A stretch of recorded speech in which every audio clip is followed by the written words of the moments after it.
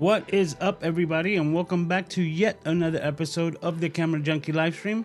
My name is Luis, also known as Mr. Camera Junkie, where I remind you, as always, to upgrade your skills before your gear. If it's your first time here, welcome. Please be sure to introduce yourself into the chat, and if you're interested in learning more skills so that you're not caught up in all of the hype, so that I can save you money by not getting caught up, be sure to subscribe so that I can help you out and you can find more of that content right here on this channel. And as tradition goes, the first thing that we always do here is check out to see who are the first camera junkies hanging out in the chat. So let's go ahead and do that. All right. Once again, we are on the Mac Mini and I've been moving everything over, but as you can see, not everything's 100%. One of the biggest hurdles that I've come across is how many fonts I have installed in my Mac Studio that I do not have installed anywhere else. So things that are just kind of back of the mind that you just take for granted. And I just looked at my fonts list on the Mac Mini and it is so small.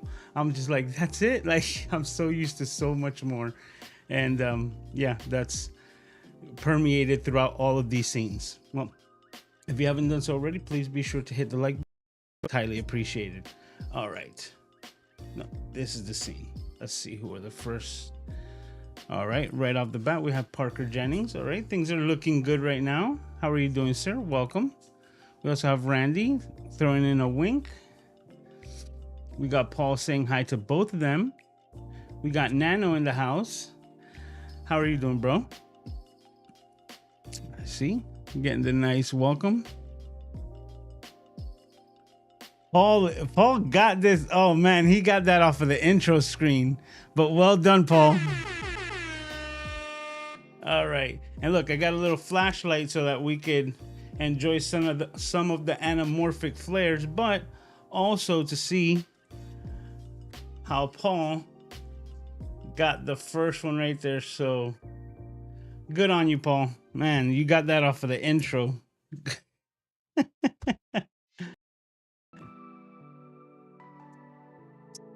Oh, no. That wasn't the scene.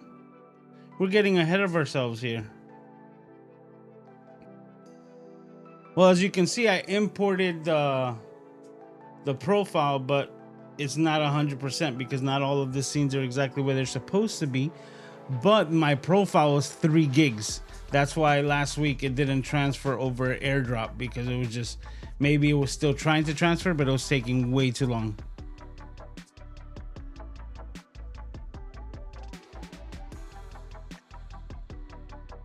Yes, me and Nano right here, Tech for Your Needs, have the same name, and that's why when we met, I met him under that alias, and I just always remember that. I never forget that we have the same name, but just to have some distinguishing or some differentiation between us. So, you know, even though Tech for Your Needs, I've always Nano because that's the way that, you know, I met him here on these digital streets. That was good on you, Paul. Good job. All right. Well, what are we talking about today? Well, the way I mentioned it and the way that I titled today's live stream is that I patented a thing. And now I am able to actually speak about it freely. So I want to share it with all of you guys. Now, this is something from my mind's design. And let me give you the overhead so that you can get a better view of what it is that I've patented. So, all right, so that worked perfectly. And this is what we're looking at right here. This is my newest design, and I'm calling it the RigJunkie mic arm. So I'm gonna get all up in here so that we can get an even better view of it. There we go. And what it is a quick setup or a quick release microphone setup. So for example, let's say you had a microphone on a long arm and you needed to make a quick adjustment. Well, instead of having to loosen things and tighten them and everything that we have to do when it comes to our setups, putting this at the end makes that extremely easy. So here at the bottom, we have the standard 5/16 thread, which is the microphone thread, and the same on the top. Focus. There we go. So that's the microphone threads. As you can see, this is all 3D printed, and this is obviously the prototype. But just to demonstrate, so we have microphone threads on the top and on the bottom, right? So once installed, what this allows you to do is to quickly adjust. In here releases the quick attachment system, and once pressed, the teeth separate, and they're under constant pressure.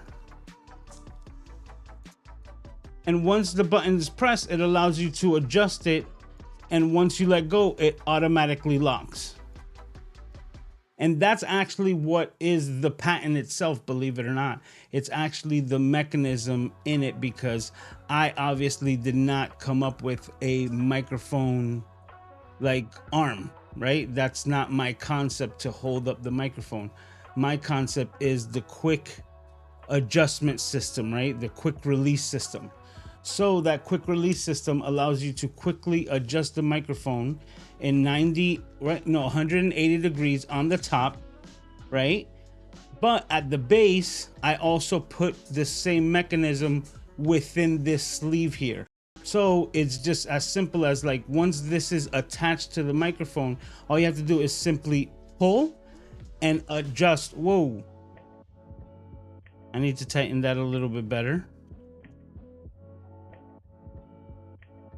But that's actually how the mechanism works.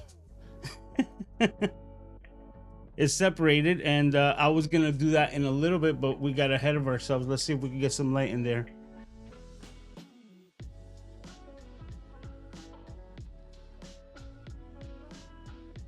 See, the same locking teeth mechanism is on the inside as well, covered by the sleeve. So once it's tight, it's locked in place, but it allows you to pull, adjust, and then lock also back in place. So let me go ahead and put this. See, I had the iFixit kit here.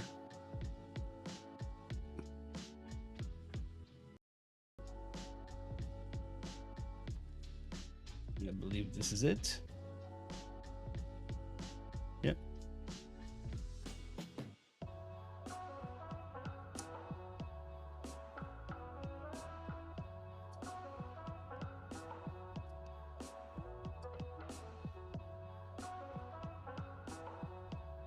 Oh, I know what it is. I was testing something out. The actual original design, as you can see, has a little sleeve in there, and I had put this washer on there, but the washer's not giving enough teeth or enough room for this screw to actually catch on the teeth. All right, so that'll do it. See, I'm still prototyping. There we go. That shouldn't slip anymore. All right, so back right here, if you pull, it allows you to rotate, and as soon as you let go, it re-engages the teeth and locks in place. So you can make double adjustments on your microphone however you want in a flash. And this is what I was able to patent, this design, and it's gotten me to thinking of a variety of different things, not only so much microphone arms, but articulating arms, like the ones that we constantly use that are under tension, like the magic arms. Well, I'm also planning on coming out with a set of articulating arms that works in a similar manner, where it's kind of like constantly press fit and allows you to make quick adjustments just by quick release of my teeth mechanism. Now, this is the first thing, and now I'm showing you guys, but now I'm gonna break it back down to show you, because that was the plan, right? Now, the one thing about 3D printing, right, obviously, is that these threads that I made are made out of plastic, but this is the design that I'm going for. But because I knew that plastic threads wouldn't last when I wanted to make some or do some testing, I remade it here, as you can see. and I made it with some heat inserts, right? 3/6, right? Is it 3/16? I believe so. And I made that the same on the top and the bottom so that they actually have metal. And I was able to put this under load bearing tests. It holds over like 5 pounds, and even in plastic form, it still holds its shape and it stays true. So my idea is that I'm going to be doing a Kickstarter campaign, and I'm much interest there is, and if there's some actual backing on my design that will allow me to then complete the copyright, right? Is that what I did? No, the patent on the design, and then that will allow me to, you know, complete the, or kind of close the loop.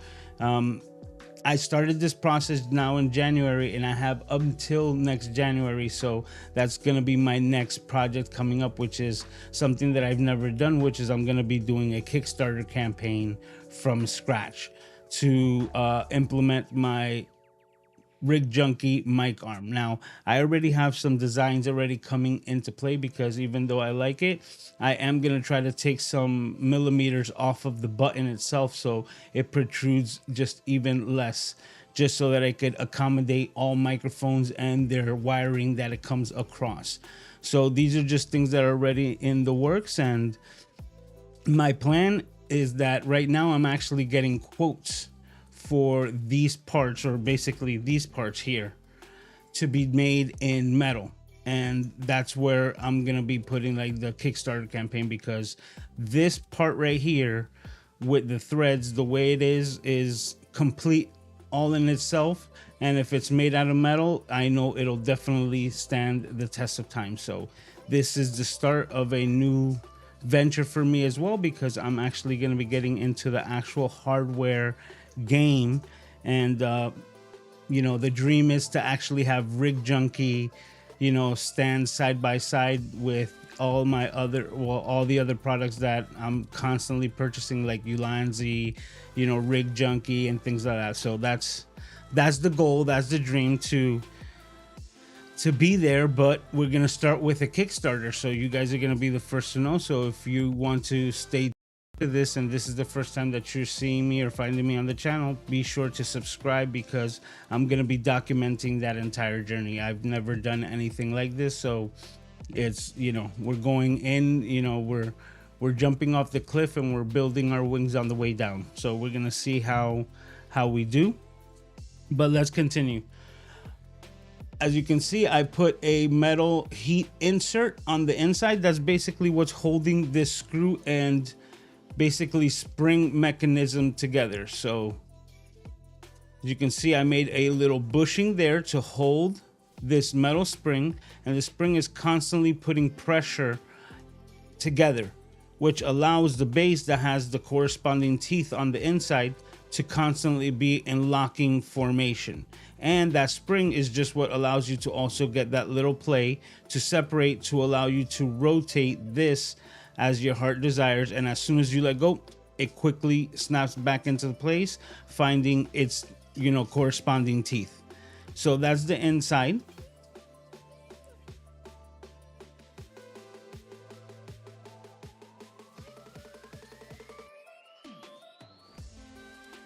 And I did something similar with this. Now, what I was finding with this part was that, you know, some vibrations, and the more you use, like, you know, with the heavier microphones, this still wanted to separate and then start drooping and falling off. So I had to reinforce it with a double set of springs.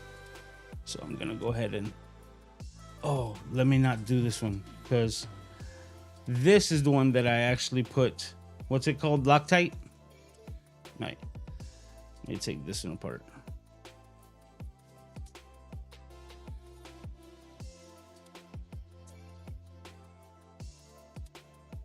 Boom. To give you a bit of a deconstructed view, right?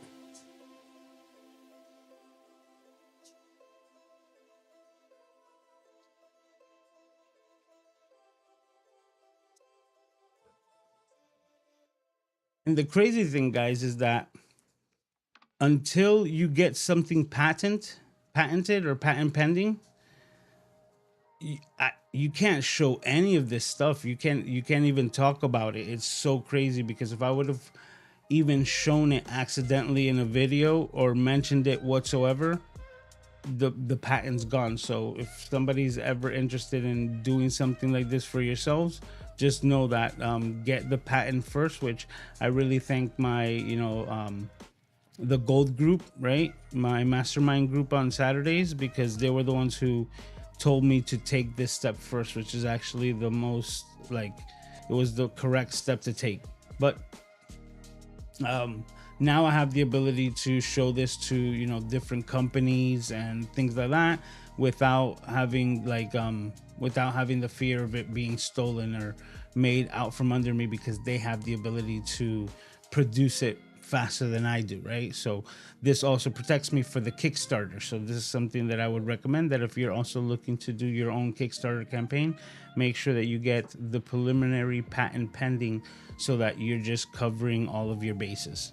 But this is the teeth mechanism, right? In all of its glory. This is a truncated version of it, right?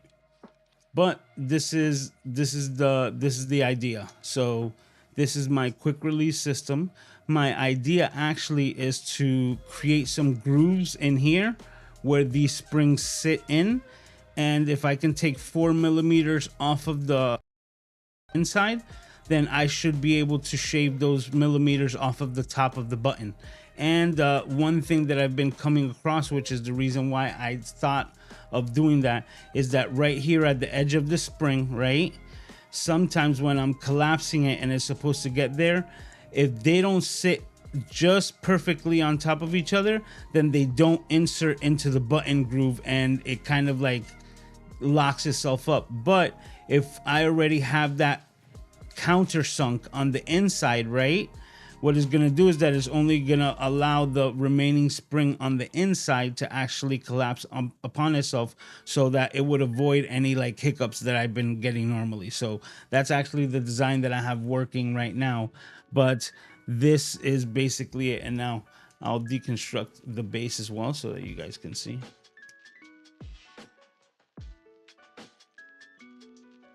I'm gonna try to get like a light in there.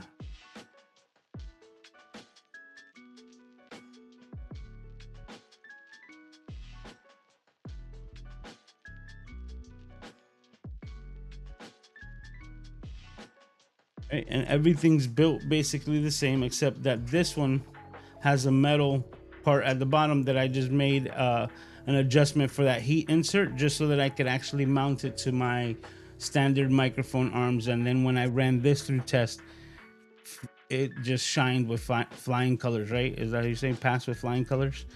So that's my patent pending microphone arm, and soon to be coming quick release articulating arms.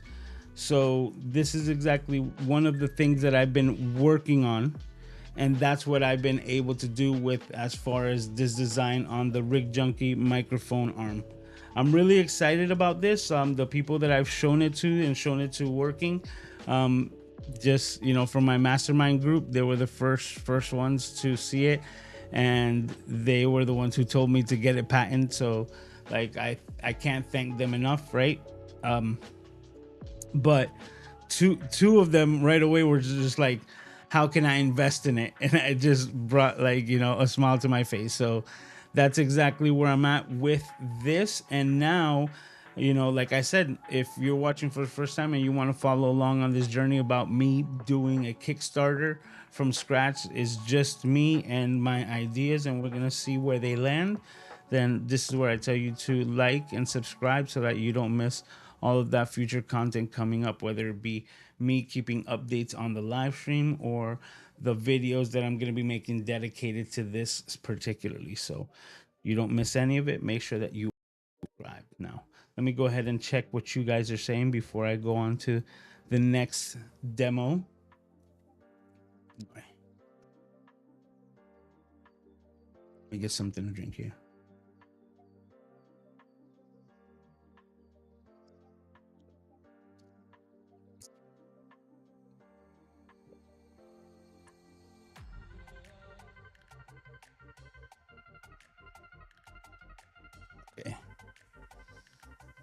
Everybody's saying what's up to each other. Let me see. Will this be for sale? Absolutely. Like, the Kickstarter is going to be the first way that you can back the campaign. But the idea, you know, like the big term goal is to actually reach out to some of the companies that I love working with, like Rode, like Shure, right? LD, Laura Clapp Davison from Shure. I can't wait to show her the product, but I want to start with the Kickstarter because it's gonna do two things.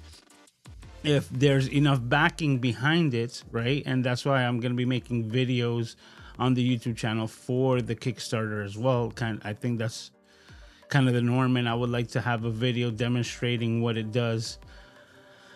But I'm gonna get one made in metal, right? And see exactly how much that's gonna cost, right? And that's gonna be the first step. And then once I have that all put together, the final design, I'll be able to make a video about it and then see exactly where it sits on the Kickstarter. So that's going to be the first thing. And then hopefully have, like I had mentioned before, like it should kickstart a brand of all my ideas when it comes to camera rigs and things like that. Because once I have the ability to manufacture, then I'll be able to manufacture the other ideas, all the other crazy ideas that I have in my head. So it starts somewhere, and you guys are hearing about it first. So it starts right here, and I thank you all for being a part of it.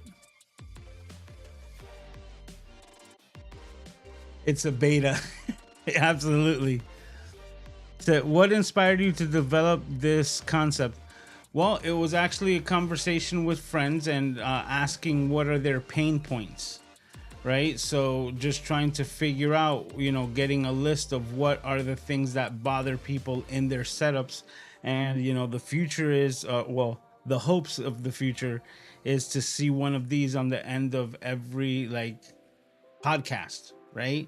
To be able to quick adjust it. So, you know, I want to see Joe Rogan with this on his stuff so that millions and millions of people say like, what's that he has?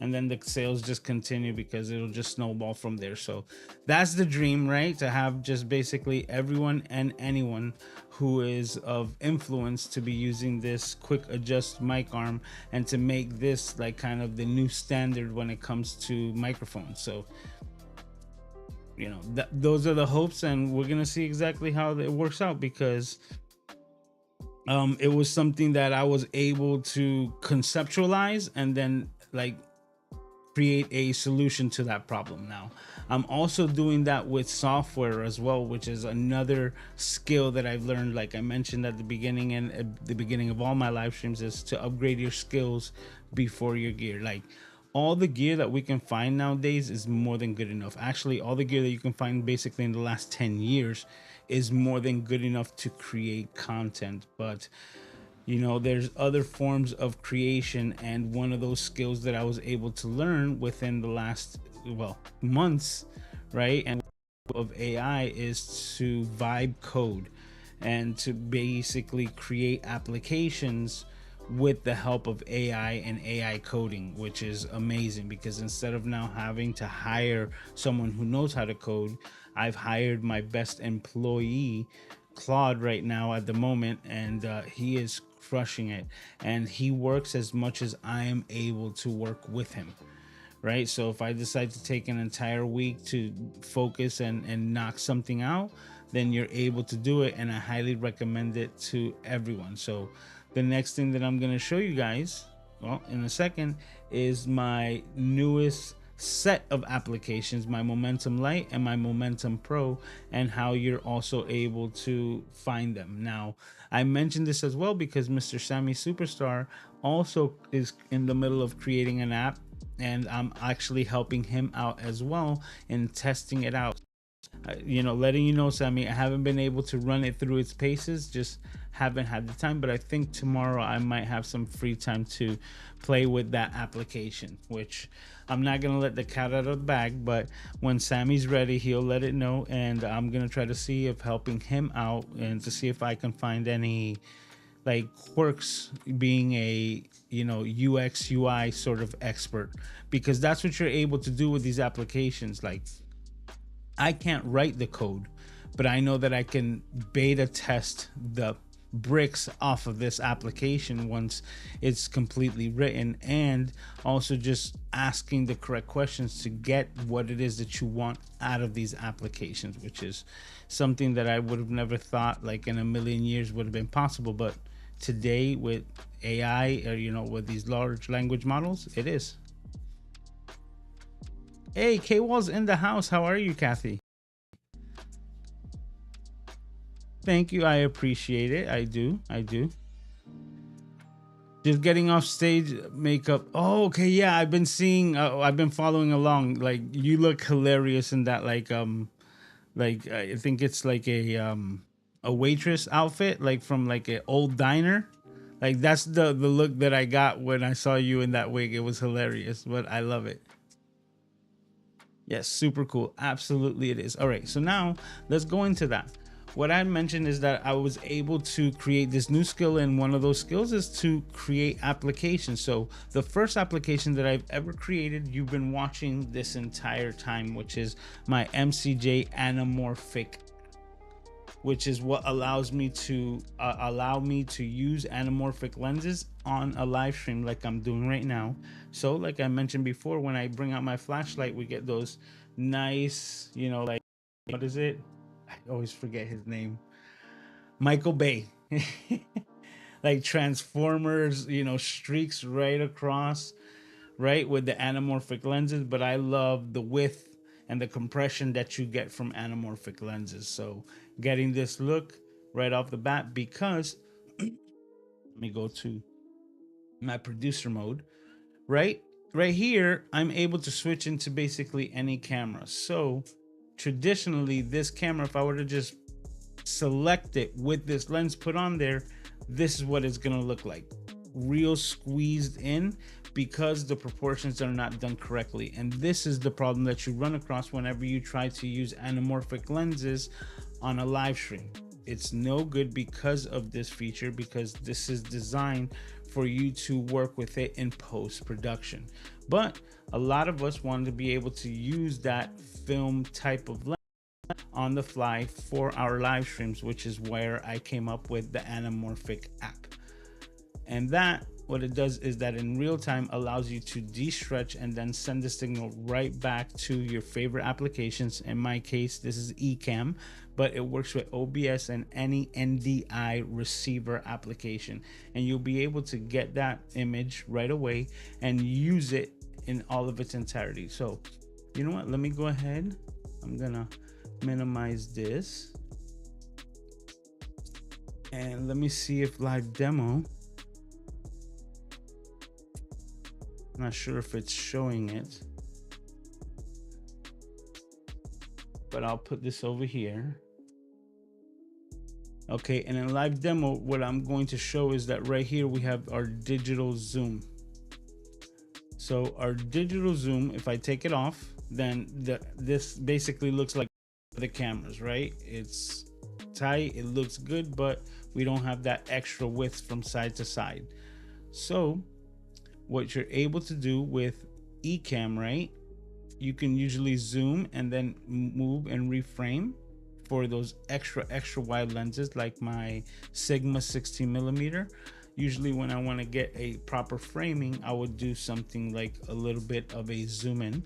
But when it comes to the anamorphic lenses, you're actually going to go in reverse. So you're just going to actually go into the negative, and around -12, right? If we go to 13, I think we start getting like smaller than the screen. But right here around 12, -12, you get the full width of the anamorphic lens. And like I said, now you're able to record it this way in Ecamm. So for example, in Ecamm, I use isolated video. That means that all of the different cameras connected to it will carry over its own separate file for post-production. Well, with the anamorphic app, like I said, it does all of the de-squeeze in real time. So when you pull up that file, it's already widescreen. It's already set up to the proper proportions, allowing you to quickly drag it into your editor and you don't have to work with de-squeezing factors after the fact, because like I said, it's already baked in. And because it's an isolated file, all of the transitions and everything that you do in Ecamm are not going to be part of it. It's just the file that you're getting straight out of the camera, or in this case, straight out of my NDI application, fully stretched correctly. And now you'll be able to skip a lot of those steps in post-production, which I find to be just amazing. And that was my first app that I ever created. So now let's go to, I believe it's my share screen.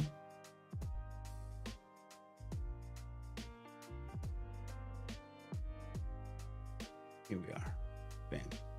Okay, so this is my anamorphic NDI application so that you can see it. This is the first application that I ever made. And like I said, this is what it does. It gives you the ability to stretch all the way to 2 classic, right? But at the same time, you have the adjustment to be able to be done like at your leisure. So you can create your own custom anamorphic de-stretch. So for example, let's say the lens that you're using doesn't fall into one of these 4 categories of the 1.33, the 1.5, the 1.8, or the 2.0. This will still give you the ability to get those weird 1.45s or 1.56s, the 1.65s. No matter exactly what your squeeze factor is, you'll be able to de-stretch it here correctly with my NDI app. But let's go ahead and put that over here where it belongs to show you guys my newest apps, or set of apps, which is Momentum Lite and Momentum Pro. Now, obviously, what's the difference? I'll break it down very simply. For me to get the full power of what I wanted out of this application, it kind of like doesn't play well with Apple's sandbox features, which they want everything to stay within their own little sandbox. So what I did is that I created 2 apps. I created the Apple compliant application, which is what I'm calling Momentum Lite, and that I'm also going to be giving away 100% for free on the Apple App Store. I'm just waiting for them to approve it, and once that's done, I would love for all of you guys to just download it, get it for free, and if you could give me the 5-star review for the application, and I'll demonstrate exactly how it works.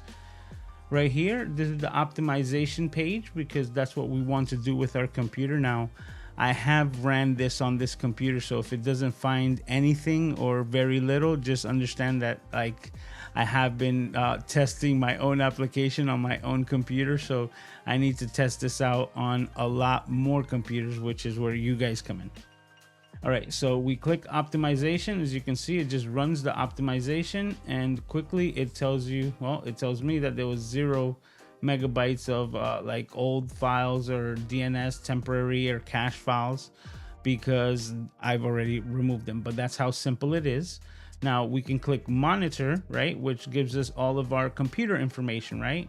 Mac 16, Apple M4, 16 gigabytes, which is our Mac Mini M4. Our CPU usage right now, even for a live stream, which is very impressive, that's like 13%. That's like nothing, right? And if you want to confirm it, you can go ahead and activate your activity monitor, and right here we're seeing our CPU load, right, and our memory usage. But yeah, it looks like it's a little bit more. We're looking like we're running at 20%, which is very, very low. And right here we're running at 14 of the 16 gigs, which is represented right here. See, 13.8, about 14 gigs. So this gives us that information. And if we want to address our login items to kind of optimize our computer even more, well, that's when we would click this button right here, which will open up our settings. And as you can see in this computer, I don't have any login items, or in this case, startup items. So these are things that start up with your computer. So none of that is necessary. But if you wanted to add or remove, that's where you'd be able to.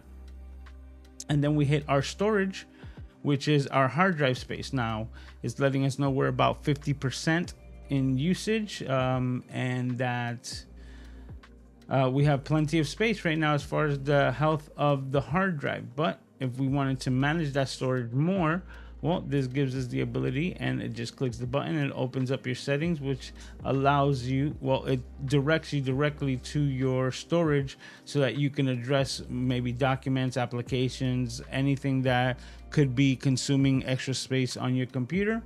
Right here, you'd be able to use the built-in settings within Apple right there.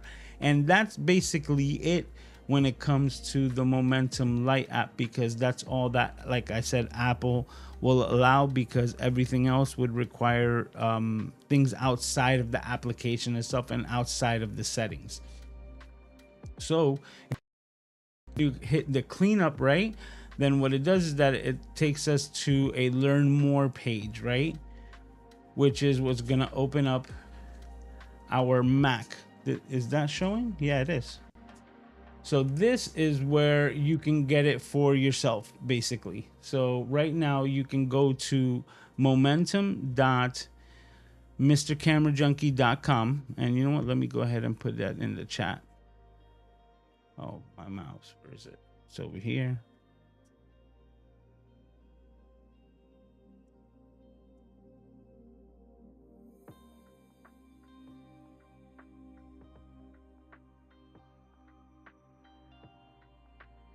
All right, so I put that in the chat, and if you go there, you could actually like download Momentum Pro, right? Because Momentum Lite, I'm still waiting for Apple to approve that application. But if you want to try out Momentum Pro, you can actually download it, and I'm like really excited for this because it's a one-click download, right?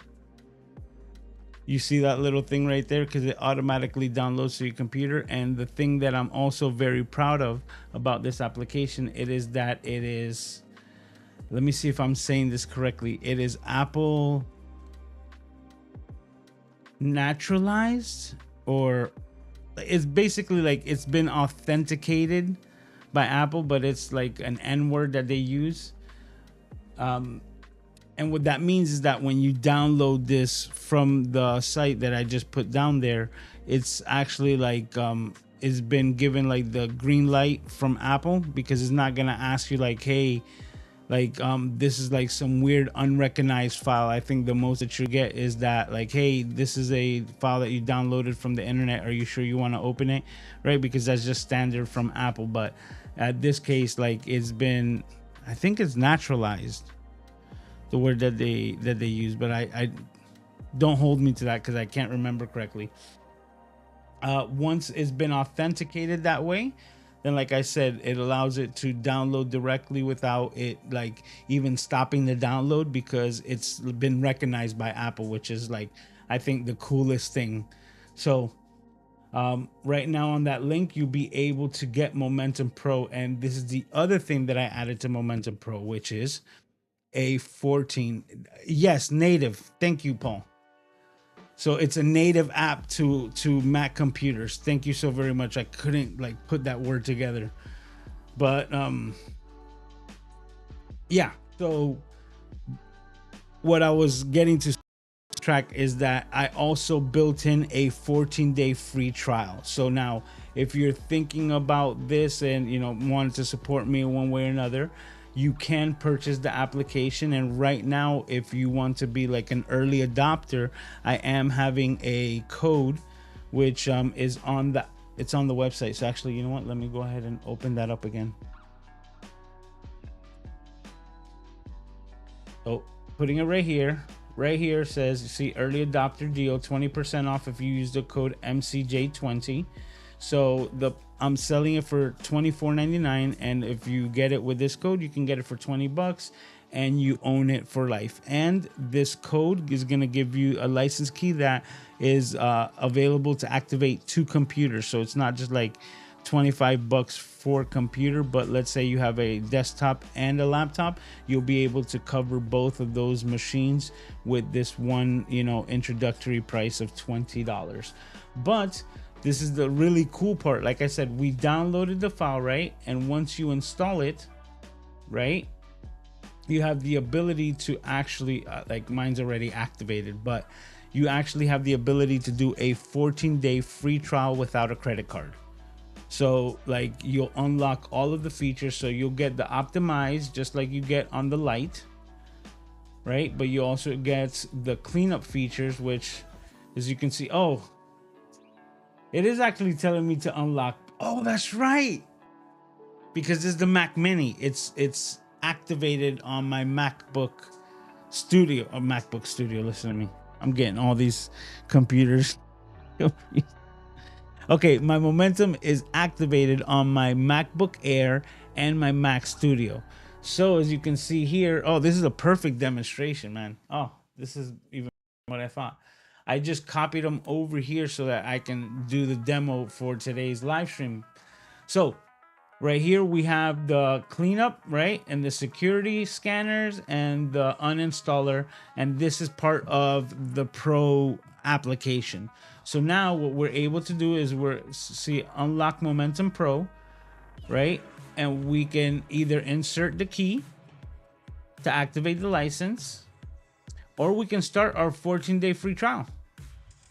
And you click that on, and this gives you the ability to put in your email if you want to be notified of future applications, so I can build up my email list. But if you want, you can just skip and it says just start my trial. And that's how simple it is. Like I said, no credit card needed. So you're able to start the trial right away, and it gives you 14 days of the application fully functioning. And if you like it, then you'll be able to purchase it. Like I said, it's not just supporting a big corporation, but you'll be supporting a content creator and a single father that's becoming a software developer. And you'll be like grassroots supporting me in this new venture, because I'm just like really excited. I'm doing more with this than I ever thought possible, because like I said, I'm putting all of the bits of the UI that I'm able to like implement into it natively. So now you still have the ability to upgrade, right? Which gives you that ability, but like I said, you still have the complete application fully unlocked. So let's go ahead and do it. We go ahead and hit cleanup tab, right? Which these are the 3 different tabs that you get with the Pro, and you can scan for big files. So you're gonna give it the permission to start checking out your computer, and with that it says it found 8 big files, right? And it puts them to you right there, size priority. And one thing that I wanted to do was just not give you like a big file and a number, and then also be able to basically just like delete it without you knowing, right? You have the ability to select it, which is right here. If you're confident with the way the application works and you just don't want any big files, you do have the button here that selects them all. I wouldn't recommend that, but it's still there for other features, right? Depending on how you want. But I also put the show button right here, which is like important to me. So let's say this one, I'm like, okay, this is a movie, but I'm not sure which movie it is. I'm able to hit the show button. Oh, and it opened it up on this window over here. And it opens up the window right for my Ecamm live recording, so that I can see, oh, this is a 5 GB file. And right here, I'll be able to just like hit the space bar and then see the application, see the video, and see if it's actually worthy of me like keeping or deleting. So that's the way that I guess my mind works, just to double check, right? And now if we continue down, basically the same thing works for the duplicate scan, right? So now we're scanning for duplicate files on, okay, my computer is, like I said, this is the Mac Mini. I haven't been working on this. There's no duplicate files on it, and it's telling me that it's all clear. But if it were, it would have that same show me button, and the show me button will actually not just show one location but both locations. And I'm really excited about my duplicate file, or my deep scan duplicates file finder, because it's not just looking for names. It's actually using like the hard like metadata of the applications themselves. So it will, and it has found for me, right, 2 different files that were named completely different but were identical, separate location. I was like, yeah, I don't need that other one that I renamed. I just need the original. So I know for a fact that I'm like really proud of the way that the duplicate file scanner works, and the fact that it gives you the ability to find both like both locations so that you can see like, oh, this is the original and this is the secondary location. And if you're good with it, you just click it onto the list and delete all of those files when you're all said and done. It makes it super easy. So now we also go to the security tab. You know, it tells you like your gatekeeper, your system integrity, that we're good. I don't have an active firewall, so it's telling me that it's disabled, but if you do, it will tell you that it's enabled. And then we have our security scanner. So let's go ahead and run the security scan. And it says it found 5 items. As you can see, we can go through every single one. It also lists them by priority, right? We got a couple of high priority files. It says suspicious location, user shares .localized, right? And this is using the most recent updated list of just basically all of the commonly known malware and things like that to clean out. So these are just things that are just known as hey, you know what, get rid of these. So I'm confident by just clicking select all, and then I said move items to trash, and we move them to trash out because it's asking for like trash. And we're just making sure it's gonna ask you for the password. So let me go ahead and pop that in. And that's it. Boom. Now those files are in the trash, but that's also the good thing. So let's just say, just in case you did throw away something accidentally, they're not deleted completely, right? You still have the ability to go back to your trash, but to also complete the scan and the cleanings, you also have to out your trash. And then the uninstaller works basically the same way. We're gonna hit the scan. It's gonna ask for permission, right? To make sure that it has access to those files. It says we have 27 files, and we have the files listed there by the size priority, right? The biggest files on top. So it's not in alphabetical order, it's by size. And then you can go ahead and start searching for applications that you either use or that you don't use, and then you just simply go ahead and say uninstall, move to trash. And once again, it's like a move to trash feature. So once you select it, password, once you type in your password, boom, that's moved to the trash. You can open the trash, but just hit OK, and that's it. And now the about page is basically telling you everything. You're on the 14-day trial. If you have your license key, it will show that you're active. And this is the complete suite of my Momentum Pro. And one of the cool things that I've designed this so far, because I don't know exactly how the majority of people are going to want to use it, and this is just me gonna keep my ear to the ground, is that I didn't put it as another taskbar thing that's gonna be running in the background. So one of the things that I programmed into the application itself is that as soon as you're done with it and as soon as you hit X, that thing is gone. It is not hanging around and taking up extra memory in the background. Oh wait. This is the scene. Let's not now. Okay, perfect. So there's not like hanging around in the background, just taking up memory and doing things like that, just waiting for you to use it. No, it's eliminating the clutter and also optimizing your computer. So why would it just hang around waiting to optimize after like achieved its goal? So as soon as you close the application, it's no longer lingering or hanging around in the background. It's out of there, and that's it. And that's Momentum Lite and Momentum Pro. So there we go. You can get the Lite version from the App Store as soon as it's available. I'll be making that known. The Pro version, you can test it out on a 14-day free trial, and you can get it now for the early adoption price of $19.99, and you own it for life. And that's what I'm working. Well, that's what I've been able to complete. So right now with the patent design, that's what I'm going to be working on next as the next thing to complete, which is to get the quotes for the manufacturing and also to get one manufactured and into my hands so that I can start, making the video, putting it through its paces, and creating the Kickstarter campaign for it to see how much interest there actually is in that microphone arm. And hopefully, there's as in much backing as there has been enthusiasm to the people that I've shown the mic arm to. So I'm excited for that. And now let me see what you guys are saying about it, and if you guys have any other questions while we continue to hang out here in the live stream.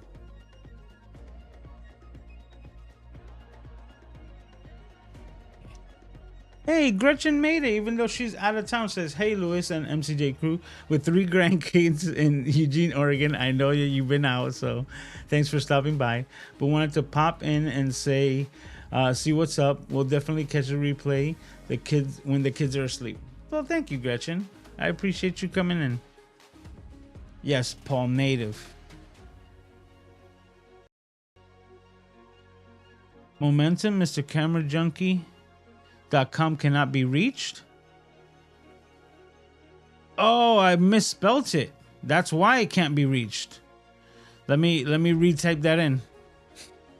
If you guys click the link on the, you see, junkie with a w.com. Yeah, that W at the back wasn't supposed to be there. My fat fingers on this little keyboard. All right. But the site that I was showing you guys, that is the actual site. Nice.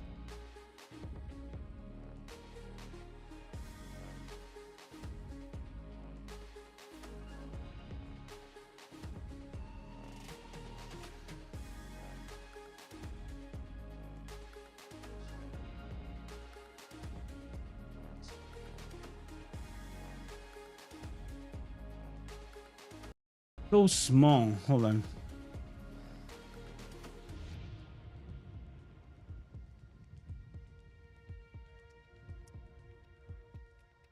Yeah, I'm denying myself, but I need to probably get that bigger teleprompter.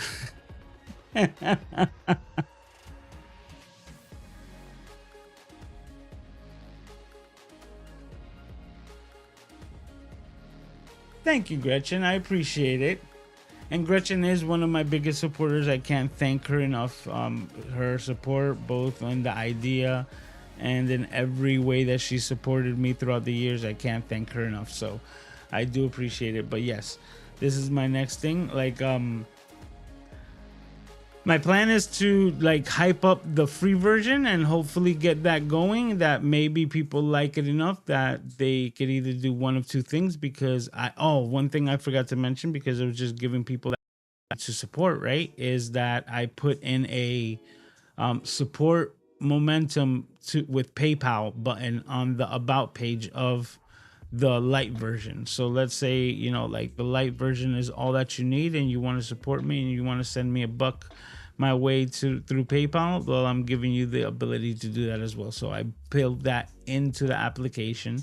So all of I'm just trying to cover all of my bases, so to speak. So like I said, the free version, if that's all you need, then you can still support me and what I made through a PayPal donation, through a button that I built in through the about page. And then the pro version, as like I said, you get a 14-day free trial to see if it's something that you really like. And if it is, then you'll be able to purchase it. And it's all set through Gumroad, which I gotta thank Alicia, for putting me onto that website, because it's really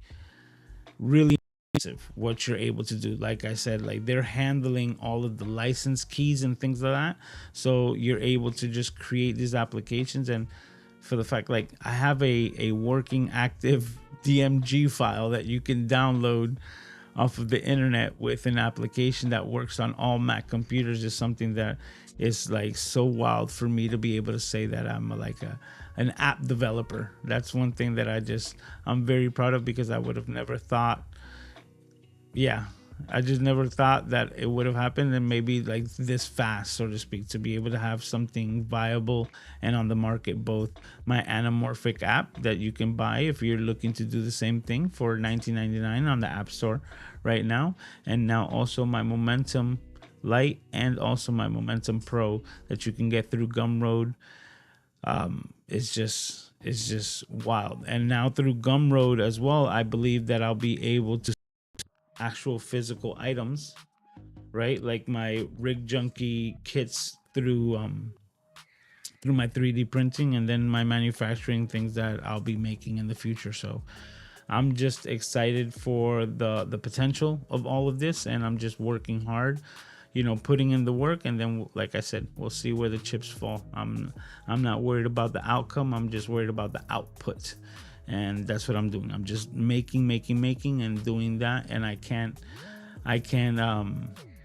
recommend that to everyone else more than anything. Just go ahead and make, right? And make it first, because you can make it better afterwards, right? For example, I made this first, and now I'm looking to, you know, shave some millimeters off of the button height, which is just going to make it better. But if I didn't have the first version, I wouldn't have anything to shave millimeters off. So once again, that's my recommendation. Upgrade your skills and put them to work. Create and make as much as you possibly can. All right. I appreciate it, Sammy. I really do, man. You know. Oh, and you know, like, this is also the coolest thing about this, guys. Like, this is one of the other things that I was asking my, you know, LLMs about while I was having these consultations with my chat GPTs and my Claude. That this, through Gumroad, right, we have the ability to do affiliates.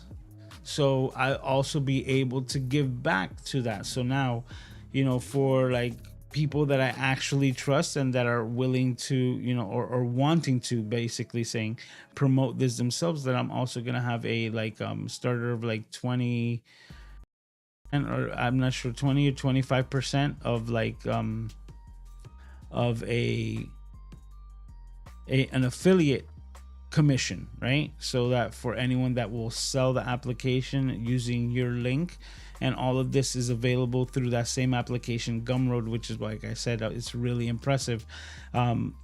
It makes it easy for me as well, because I'll be able to set those up, so I can set my affiliates up, and all of the sales and all of the prices and payments, it gets all handled through Gumroad. It is really impressive. So like, I don't have to worry about it. And the other really cool part about Gumroad, guys, is that I think the payouts are weekly. So like, let's say if you actually are able to create sales for something through the affiliate, like, you don't have to wait like a net 30 or net anything. Like, you're waiting a net 7 days, a net maybe 14 days a week or something. Like, it's wild the way that Gumroad works. So it's really impressive app. So if I'm the first one, you know, like you know, putting you on to Gumroad, like Alicia put me on just like last week or the week before, highly recommend you checking that out if you're looking to sell your own applications outside of the App Store. Hardware, just it's got a lot of features. It's very, very impressive. Thank you, Randy.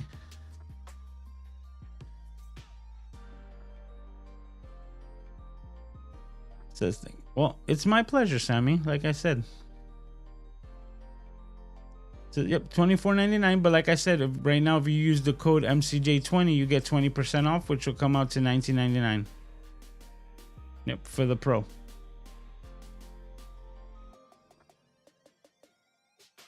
Well, that's for sir. Like, I made it for my computer, because once I did the updates on to Tahoe on my Mac Studio, I was very like unhappy with the performance. So I designed this app to try to bring it up to par, and it didn't do it. Like, the computer needs a reformat, but that's just because of like 4 years of using this like workhorse, and it basically needed that regardless, just because of all the applications.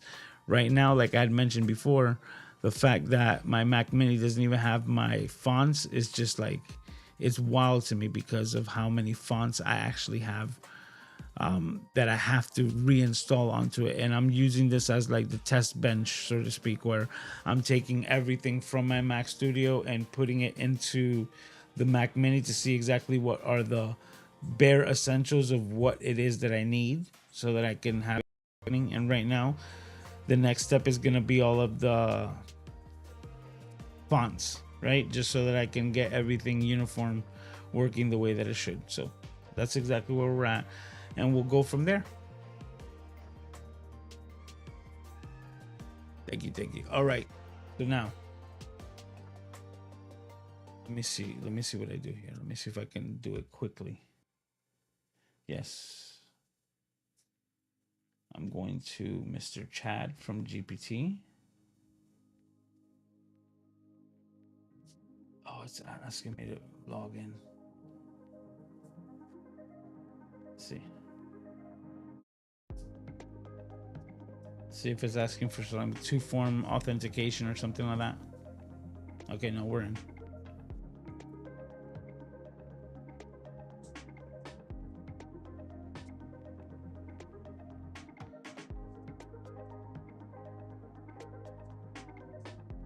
Really? Oh, these are projects. Okay. Sorry.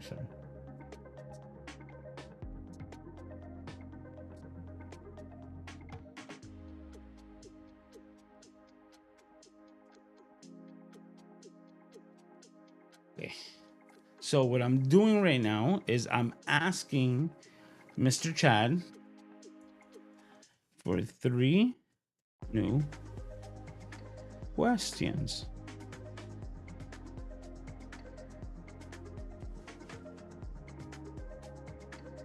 And if you're wondering what those 3 new questions is about, that has to do with snap decisions, which is what we're gonna do right now. So this is the part of the live stream where you guys, I need your feedback in the chat. I just asked Chad from GPT the 3 questions that I'm using. So as you can tell, is part of the routine that I don't know the questions ahead of time. So we're gonna be answering them together on the fly.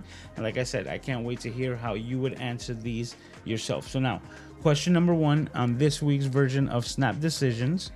Okay. Would you rather always nail focus perfectly or always nail exposure perfectly? Ooh, that's a good question. So I like the way that Chad's thinking this week. All right. So would I rather nail focus perfectly or exposure?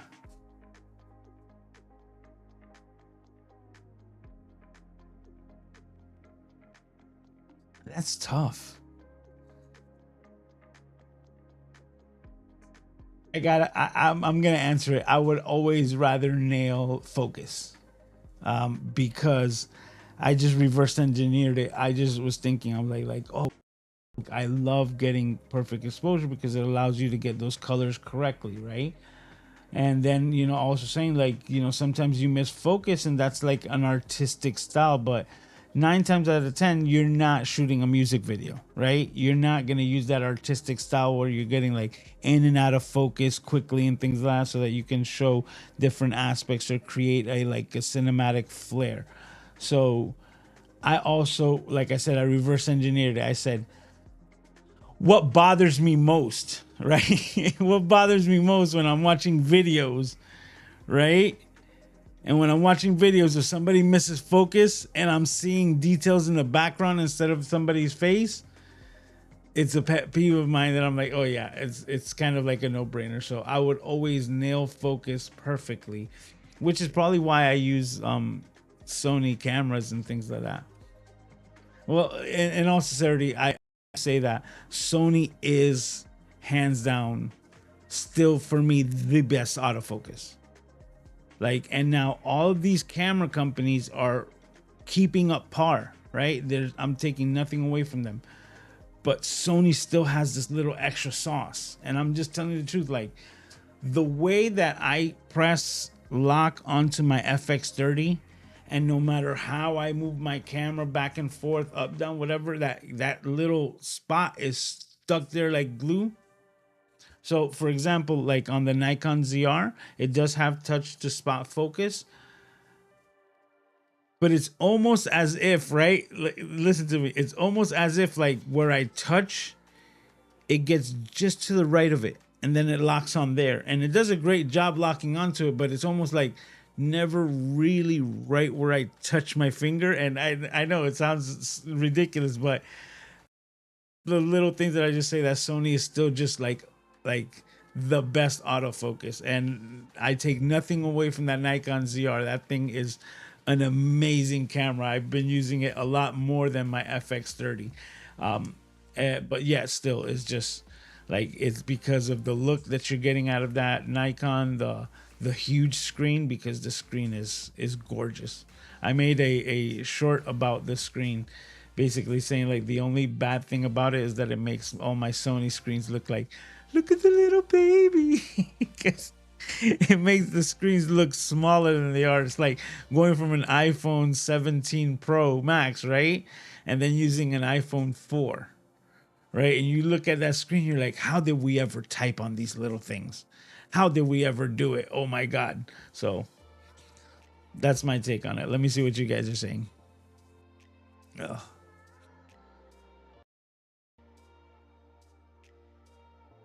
Says, I didn't realize how much coding it takes time. Oh, absolutely. That's what I'm saying. So people think like that, like that, yeah, Claude is just doing it all for me. It's like, not really. He's not doing anything while I'm asleep.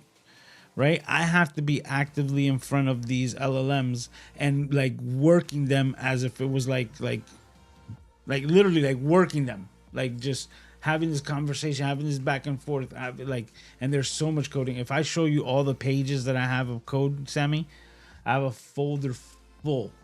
Imagine that I've basically written 3 applications. So I have that same workflow for 3 different applications, and I'm going for application number 4. Oh, and that still doesn't even go and include the updates, right? Because I'm like on update number 6 on anamorphic app, and you know, I'm on version 1 of these momentums, but they're obviously gonna be expanding and they're gonna be changing in the future. So Paul says focus, absolutely, right? Like nailing focus, I think, is my biggest pet peeve. Okay, so Daniel's in the house. Thank you for stopping by. I think it's the first time that I see here. So welcome. He says focus more important, especially if you're shooting raw. Absolutely, right? Like I said, it was just my biggest pet peeve, like focus. Randy says the same thing. Focus and Momentum Pro saved 3 gigabytes of memory. Thank you. I like you see it's working, and that's why I said like my computers, they keep saying like, oh, you're clean. I'm like, I need to get one of my older computers and run it on there. Yes, the FX30 is a beast. It's just so good. It just works. And that's the one thing about the Nikon ZR, which is to shoot in Red Raw, you can't be a video hoarder, so to speak, right?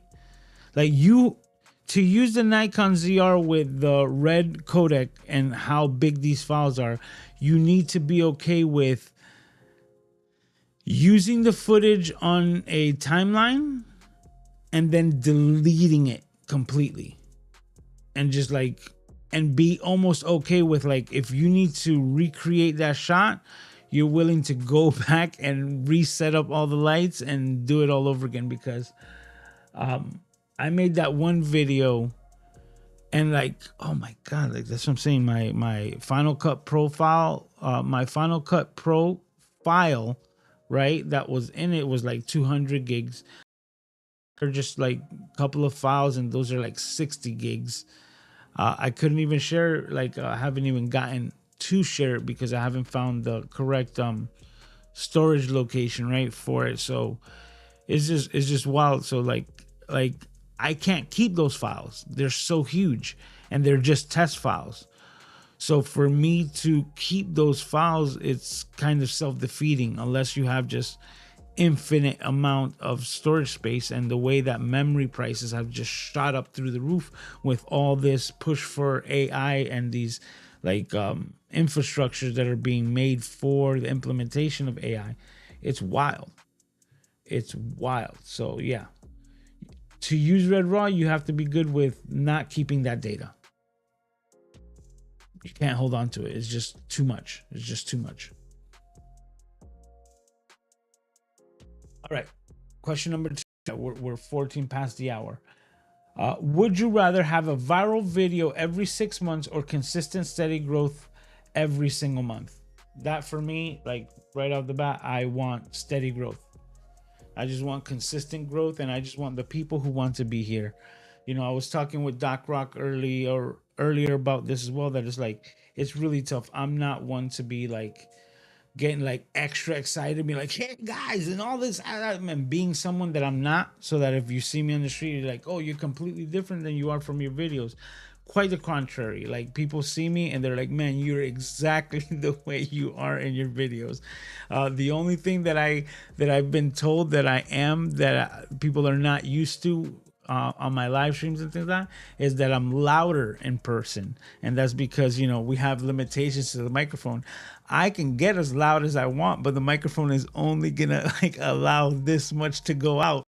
Because I have all this equipment, you don't get to hear the Puerto Ricanness of my voice to get to those higher decibels. So ask Miss Diana Gladney and Doc Rock about that. They were like, "Yo, you are so much louder in person."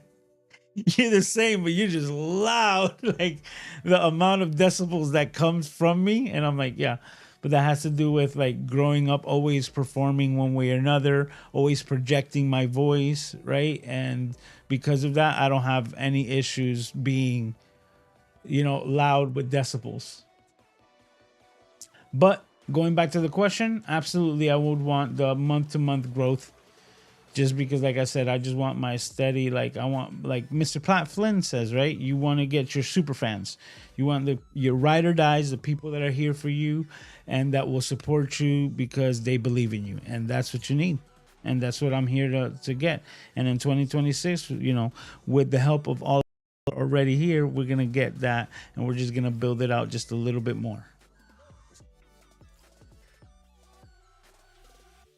Sammy says, I have another app that I'm thinking about making, right? Because like now that you have this skill and you have this understanding, you're like, oh, I can do it for myself. And I really equate it a lot to like my journey with 3D printing, right? Like when I first got my 3D printer, I was on Maker World all the time, just looking through these endless catalogs of things that I could potentially print. And I would print my favorites. And I did that for such a long time until I came around to the point where now I design my own things in CAD. So now whenever I need something to like fix or fill a hole of like a potential need, then now I just jump onto my CAD software and I make what it is that I need. And now I'm sharing those designs that I've created on MakerWorld and giving back to the same community that I was able to utilize for such a long time. So it's really dope. And that's the same way that I see this new skill of like vibe coding, right?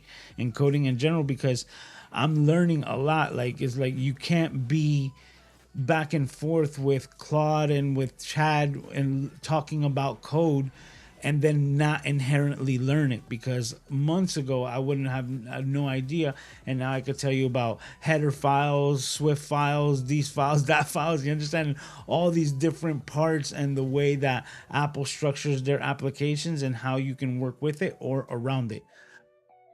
That's stuff that now is in my mind whether I'm speaking to Claude or not.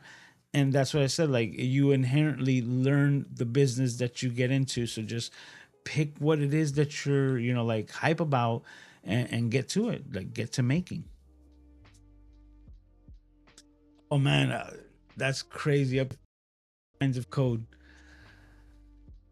dude. Like I have like over 5,000 lines of code on one Swift file, and like my Momentum Pro basically has like a file for each one of those tabs, basically, right? Just to make sure that everything's working correctly. So it says because we were younger and our eyes worked better when we were using the iPhone 4. You know what? That's a good one, Gretchen. I like that. The thing that I say about the iPhone 4 that I say, like, how did we ever use it? The one that really gets me has nothing to do with the screen size as far as the eyes go, but the keyboard. The keyboard is like this big, and our big fat thumbs were on there, and we never missed a letter. Like we never like Like I remember, you know, and this is for me. Some of you know that I used to do an iPhone repair shop, right? So I was doing repairs, and there was this one person who came in. Wow, she blew me away. Like she blew me away because as she's let me emphasize this, okay? As she was picking up her phone, right? She pays for the repair. I hand over her phone and she goes right away and she unlocks the phone, click, click, click, click, click, puts in her code, right? And she gets into her phone, and I kid you not, she's standing in front of me like this. She's talking to me, keeping eye contact, and she is going a mile a minute texting people without looking at the keyboard the way that us old schoolers would not look at the keyboard on the typewriter. But the difference is that there's a tactile, you know, like haptic feedback with typewriters where you know you've hit the correct key, right? Like even on keyboards where people don't recognize, right? Let me go to my overhead, right? Oh, that's the reverse. The overhead. Let me see if I can show this, right? Look at the letters F and J. See, they have these little nubbins on them, right? That's so that you know where your fingers lie when you're typing. And whenever you feel those nubs, that kind of realigns all of your fingers so that you know where the rest of the keys are. You don't get that on glass. There's no haptic feedback on this, right? It's glass, and this person was straight up in front of me going like this, typing on the keyboard. And I'm like, what are you doing? And I'm telling you, like, I would see people come in every day with their phones, and that was one that was unmatched. Like, I've yet till this day seen anyone able to do that. And I was like, you are entirely too much time on your phone if you have that skill. And that's just me. That's just me saying it. But I love that thing that, you know, our eyes are better. I still just think about how fat our thumbs are. Yep. So everyone's saying the same thing. Consistent, steady growth every month. Once the finished product is uploaded to YouTube, just save the file, which is less than the actual red file. Yeah, but like I had mentioned before, the thing about the red file was that I was trying to give the viewers, right, the community, the raw file so that they can like push and pull the colors with the exact big chunky files that the red ZR or the Nikon, the Nikon Red ZR camera is giving. So that's like, if I put it on YouTube, YouTube's already compressing it. It's no longer a raw file. It's now an MP4 or dot whatever it is that they change it to. So that's the only thing. And that's why I said, like, if you're just good about the content, then yeah, go ahead and put it on there and once it's set up. But if you want to have that like archive of like your footage, is not recommended with this raw format on the raw. Red raw. It's beautiful. It's amazing. I'm having a lot of fun messing around with it in post-production, except the file sizes. That's it. So now I actually put up the ZR and I put it into H.265. And I'm running the flat profile, and I don't see that it's as bad as people say it is. Now, if you're comparing it to the red raw, obviously, but I want to compare that H.265 versus like H.265 that I get off of like my Sony camera, like I guess the A7C. So I'm gonna do this A7C versus instead of the FX30 because they're both full frame. Right, so just try to keep them in there, and I'll be able to use the same exact lens on both of them to see, so that like taking the lens as a difference, you know, taking that and taking that off the table, so to speak, just basically testing the difference of the colors and the files of the H.265 from Sony to the Nikon. And like I said, I don't think that the colors are that bad. And that's what I said. I think it's impossible for you to get a bad camera. Like, if you find that your camera has a limitation, just figure out your way around it, right? It's almost like vehicles, right? You know your vehicle if you own one, right? And sometimes, like, like people be like, hey, the window's not going down. You're like, oh no, just bang it 2 times with your elbow and then it'll go down. And you're like, oh, okay, because you know all the quirks and kinks and quirks of your vehicle, right? You're like, oh, the glove box doesn't open, but you got to click it 3 times and then the glove box opens, right? Like, we've all had a car that had some quirky little thing like that, right? The cup holder didn't want to stay out or didn't want to stay closed, like a variety of different things. And that's the way that I see these cameras, right? Like, they're not gonna be exactly what you need, but you're either gonna work with the quirks and you're just gonna like fall in love with the cameras because they just work so well regardless.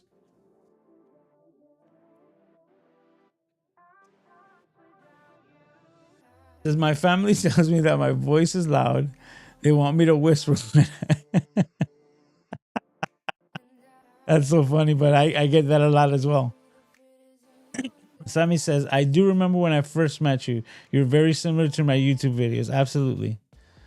And that's what I'm saying. Like, I cannot not be me, right? And that's why I said, like, you're gonna get even keel. You're gonna get the same person week in and week out. You're not gonna get somebody like off the wall because it's just not who I am. Sometimes, like, I'm trying to be more silly because I am silly in person, but just I don't convey that well over video. I'm being honest, right? So I made a new video, a new shorts video where like Kevin Cox nailed it correctly, whereas like I almost sound like I'm a minion. You understand? And I'm just doing a put together of my RigJunkie ZR Ultralight for the Nikon ZR, but I took all of the dialogue out so that people won't get, and I just made it funny, and I just made a bunch of grunts and I sound like a minion, right, explaining everything, and it still conveys the same exact video, but it's a lot of fun. So I'm looking for new and creative ways to be more playful with the content that I'm creating because it is a lot of fun. So why not make it that way? I got to tell you the truth, doing the voiceover doing the voiceover for that video with all the grunts, I was cracking up. That was probably one of the funniest things that I had done. Like, I was I was holding back the laughter to try to get the words out in however way that I could, if that makes any sense. The sounds, right? I, I'm about to start laughing right now because it was just so much fun.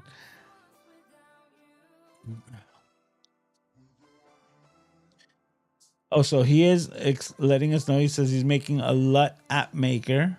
So I have to take things that aren't there, so it's hard, but it's working out well. Absolutely, and that's, I didn't want to speak out of line, but yes, that's exactly the thing that I'm testing out, which is, like I said, because it's a LUT maker. I haven't like uploaded the raw data so that I can start playing with it, so that I can push and pull the colors and see exactly how they work. Because as soon as you have it ready, I would like to just talk about it a little bit more, right? So that everyone knows, and then actually probably put it to the test with something like a good Nikon red, red raw, and see if I can get a LUT that I'm very happy with. And then now I've created my own LUT, which is something that, in all sincerity, we can put as a digital. Your digital product, the LUT maker, is going to allow a lot of people to easily create their own LUTs, which that they can now make their own packages and put for sale as well. So it's like a pay it forward type of application, which is really cool. So I'm liking the concept, sir. Because I still have the iPhone 4. I know I have an iPhone 4 running around there in a box somewhere. I kept like a bunch of my older like tech. So okay, this one's big, so let me try to read it over here. So, Lewis, I got a new toy as an early 70th birthday present for myself. Well, congratulations. It goes, that's the danger of going in person to an incredible camera store with a great used department in the state with no tax. I'll share next week. Oh, dope. I can't wait to find out.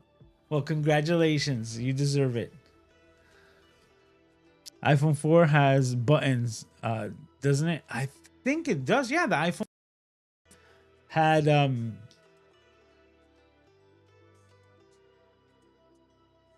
if I remember correct, yes, the iPhone 4, and then there was the iPhone 4S. And the iPhone 4S was the first introduction to Siri, to Hey Siri and all of that. So, oh, sorry, I put the words together. Sorry if your phones went off. It says, doesn't it? It says, doesn't use the screen. Exactly. It still had a home button. Yeah. And I remember my iPhone 5 was probably like one of my favorite iPhones because it looked very similar to the iPhone 4. It didn't have the glass back like the iPhone 4. And it was the first one with the fingerprint like unlock buttons. So yeah, and I think the iPhone, it was actually when the iPhone, no, sorry, excuse me.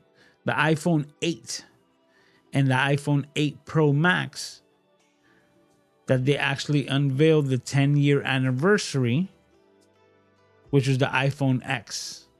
So at the same time they launched those 3 iPhones, and it was 2 of them had home buttons, and the iPhone X was the first one that had the notch and had no home button where you had to flick up from the bottom. And I remember all the controversy that came after that and all that stuff. And now it's second nature that all of our phones simply just swipe up and recognize our face. Wow. Because it doesn't seem like it was that long ago, right?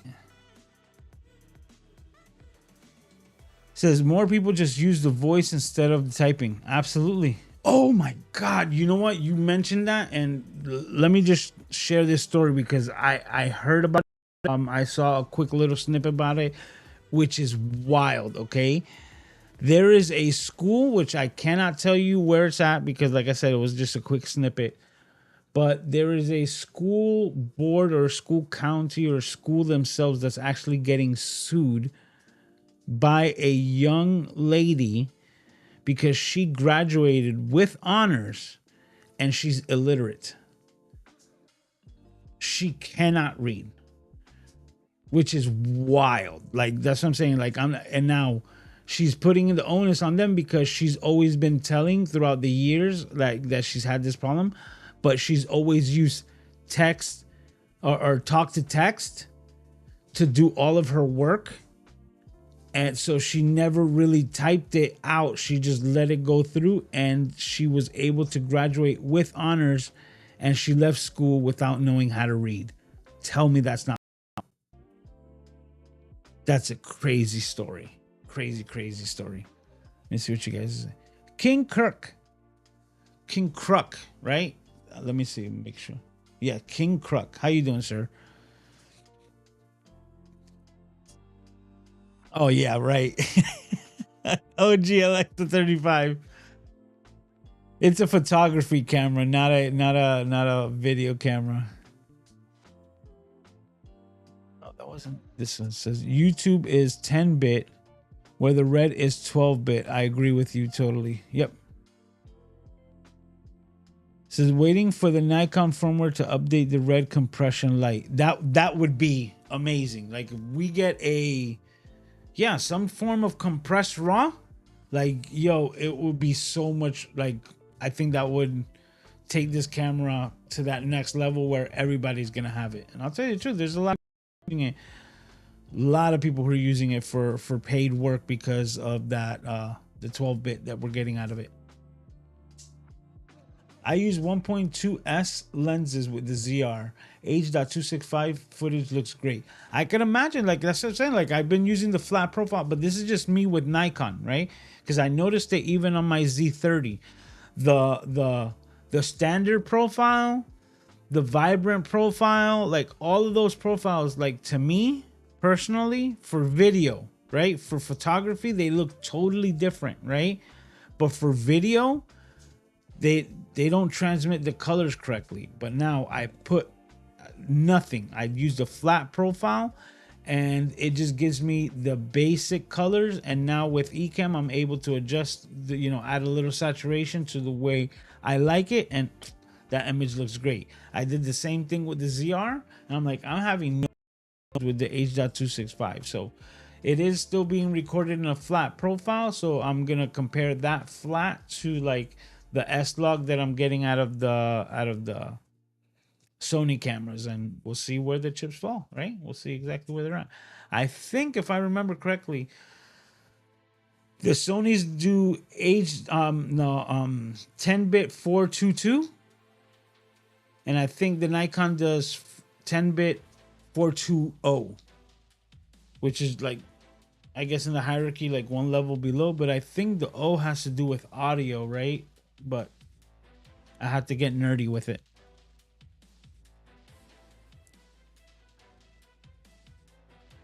Oh, think outside the color spectrum.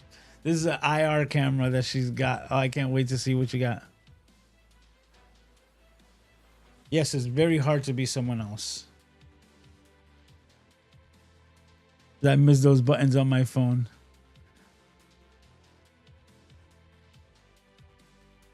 Okay, we'll do. You know what? Let's go ahead and because, oh my God, we totally forgot about this. I just snowballed. So I'll get back to this. See, Paul's got to run because we're way past. See, he's saying bye to Paul. Okay, the last question on would you rather. Would you rather have unlimited budget for gear or unlimited time to create?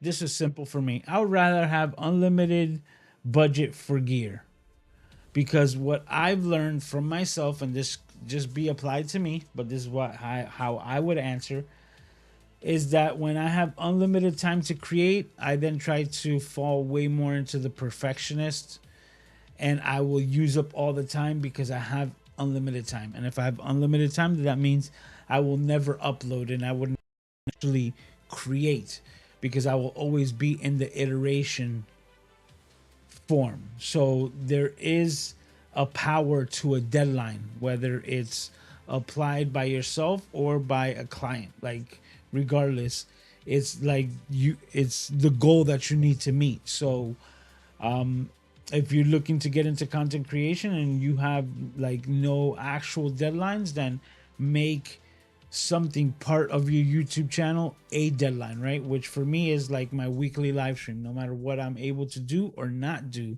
I will always be able to create the live, which we've been going for 173 weeks, including tonight. So we'll keep that going. So for me, unlimited budget for gear, because if I had unlimited budget for gear, then I will also feel like I would just like throw money at any project, right? And just be like, get the lights, get the lenses, get the this, get the that. And I had unlimited budget. You know, we were just talking about it. Ari Alexa, get the camera, just get it. Just get it. Like, I don't care which one we use, right? But for the client, for the project, for the deadline, unlimited budget, get it done. Get it done. Throw money at it. You know, most of the times when we complain about movies in Hollywood, right? And people be like, oh, why did they do that scene that way? Or why it was like this, like that? It's usually time constraints where they didn't have the amount of time to dedicate to like the CG, to, you know, like to the scene itself, to the lighting, to the color grade, whatever it may be, right? And and the budget, maybe they just didn't have more money to spend on the people who were actually creating those assets for them, right? For the color grade artist, for the, you know, computer graphic or the CGI, you know, like designer, right? Whoever is doing that for them, maybe they ran out of funds. So I would say unlimited budget for gear, because then that's something that you could also get back, you know, from the budget for the clients. So that's how I'd answer it. Definitely not unlimited time to create, because and I'm just saying for me, if I had unlimited time to create, I would end up creating a lot less. Let me see what you guys say while we close this out.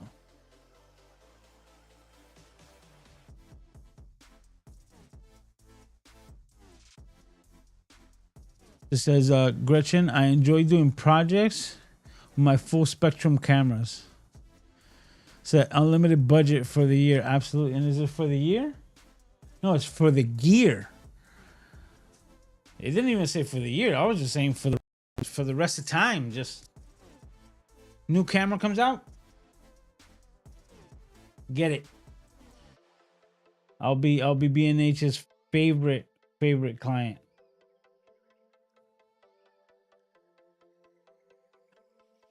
Says the last one's dangerous territory for room for gear lovers. Yeah. But even if I had a not even an unlimited, but just a substantial gear budget, right? For every project, I would take that over the unlimited time to create. Because I just feel like given enough room, given enough slack, we'll procrastinate to death. Right? And we'll just do it because even me, like,